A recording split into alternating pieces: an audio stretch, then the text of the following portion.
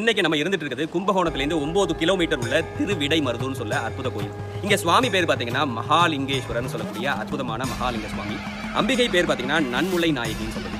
அற்புதமான திருக்கோயில். அதாவது பிரம்மகத்தி தோஷம் நீங்கும்னு சொல்லுவாங்க. அதாவது போன பிறவில கோயிலை உடைத்தல், சிலை திருடுதல், அதே போல கோயிலுக்கு இடைஞ்சல்களை ஏற்படுத்துதல், பெண்களை ஏமாத்தி திருமணம் செய்வது கொள்வதாக சொல்லி ஏமாற்றுதல், அது மட்டும் இல்லாமல் அந்தணர்களை கொலை செய்த பாவம், அந்தணர்களுக்கு செய்த துரோகத்தின் காரணமாக பிரம்மகத்தி தோஷம் கொடுத்தது.